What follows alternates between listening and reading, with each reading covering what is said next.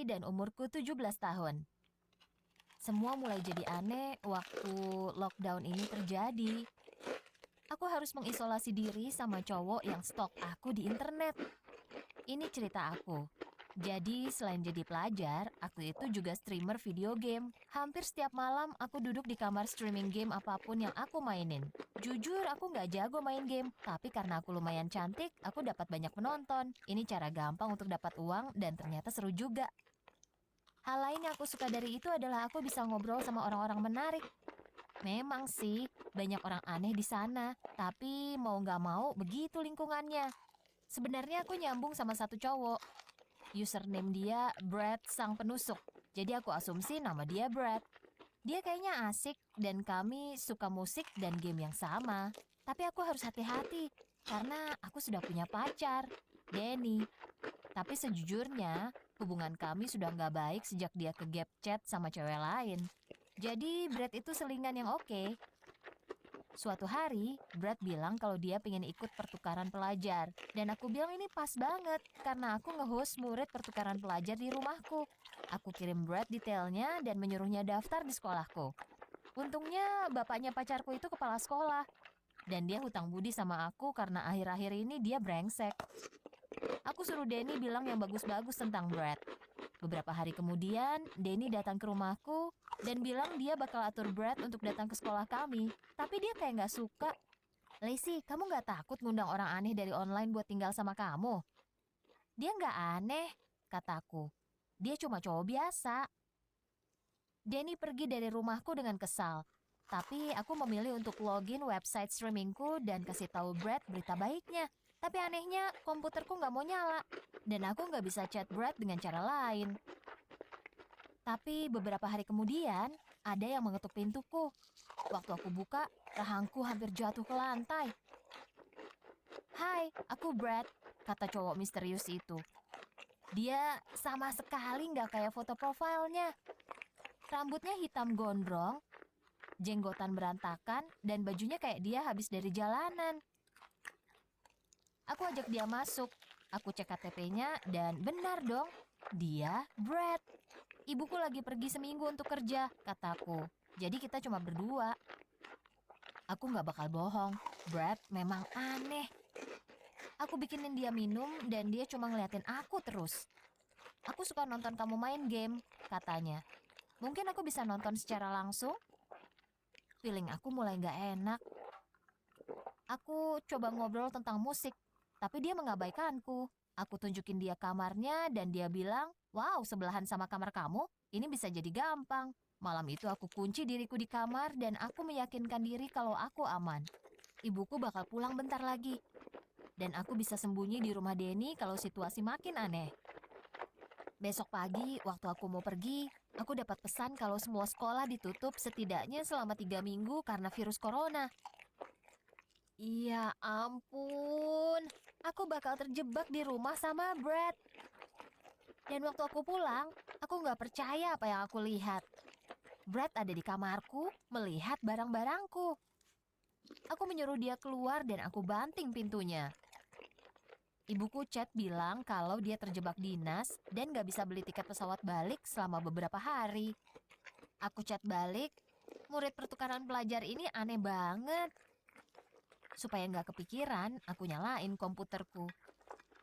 Tunggu sebentar. Ini kan rusak. Kenapa ini tiba-tiba bisa nyala? Aku login ke website streamingku untuk pertama kalinya selama berminggu-minggu. Lalu mulai main. Tapi di ujung layar, aku lihat nama yang nggak asing. Brad baru login. Lalu dia langsung kirim pesan. "Hey, biarin aku sendiri," kataku. "Aku cuma mau bilang kalau aku sedih nggak jadi bisa ketemu kamu." "Hah?" balasku. "Kamu ngomong apa sih? Sekolah kamu nolak aku buat pertukaran pelajar. Kamu nggak tahu?" "Apa dia bercanda?" "Kamu gila," kataku. Lalu aku blok dia. Tapi habis aku blok, ibuku balas chat aku. Aku langsung merasa gelisah banget.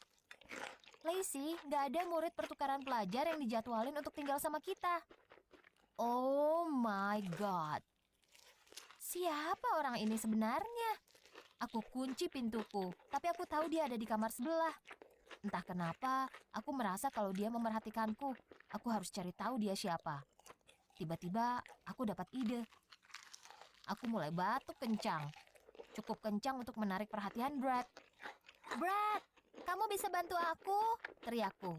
Aku dengar dia keluar dari kamarnya. Jangan masuk, aku batuk dan demam. Kayaknya aku kena virusnya. Kamu bisa ke supermarket dan beli hand sanitizer? Punyaku habis. Oke, kata dia. Waktu dia ninggalin rumah, aku menyelinap ke kamar Brad. Aku menemukan dompetnya. Anehnya, dia punya uang cash $500. Laptop dia masih nyala, jadi aku lihat-lihat. Ada aplikasi yang kebuka namanya Homecam. Aku klik dan, oh my god, ini kamera yang nunjukin kamarku. Pasti ini yang dia lakukan di kamar. Aku marah banget. Aku mulai lempar barang dia ke dalam tas buat aku taruh di depan pintu. Dan waktu aku lihat barang dia, aku menemukan HP-nya. Dan ini jadi makin aneh. Waktu aku lihat pesan Brad, cuma ada beberapa pesan antara dia dan ibunya. Gak ada yang lain. Ada satu yang bilang, aku gak suka di sini, aku mau pulang. Ada lagi yang bilang, aku benerin komputer dia waktu dia di sekolah, tapi dia malah ketakutan. Oh my god, ini yang Brad lakuin di kamarku. Dia mau membantuku, tapi itu masih nggak menjelaskan kamera mata-matanya. Lalu, aku menemukan pesan yang paling aneh. Aku cuma ngelakuin ini demi uangnya, supaya aku bisa bayar pengobatan ibu. Apa-apaan? Duit apa? Aku memutuskan untuk telepon polisi. Tapi sebelum aku bisa telepon, HP Brad mulai menyala. Ada yang menghubungi dia. Dan itu nomor yang aku kenal. Tiba-tiba, semua jadi jelas. Aku memutuskan untuk gak telepon polisi. Aku punya rencana yang lebih baik. Waktu teleponnya berhenti, aku chat nomor dari HP Brad. Temui aku di sekolah sekarang. Ini penting. Aku tahu kami harusnya dikarantina, tapi ini satu-satunya aku tahu secara pasti. 30 menit kemudian, aku melihat dia menunggu di depan gerbang sekolah. Danny. Waktu dia lihat aku, ekspresi wajahnya menjelaskan semuanya. Aku lempar kameranya ke dia. Mata-matain aku, teriakku. Kamu ngatur ini kan? Ini semua karena kamu gak percaya sama aku. Danny mengakui semuanya. Waktu dia datang ke rumahku beberapa hari sebelumnya, dia merusak komputerku supaya aku gak bisa ngobrol online. Dia taruh kamera di kamarku. Dia bilang bapaknya untuk tolak aplikasi Brad beneran. Lalu dia bayar orang lain bernama Brad untuk datang ke rumahku. Aku cemburu, soalnya kamu ngobrol sama cowok lain lewat online. Aku pikir kalau aku bayar orang aneh, kamu bakal berhenti ngobrol sama mereka. Tepat saat itu, aku putusin Danny dan menyuruhnya untuk jangan ngomong sama aku lagi. Aku lihat amarahnya membendung, dan aku tahu dia hampir meledak. Tapi tiba-tiba, sebuah mobil berhenti di sampingku dan pintunya terbuka. Masuk, kata suara itu. Itu Brad. Apa?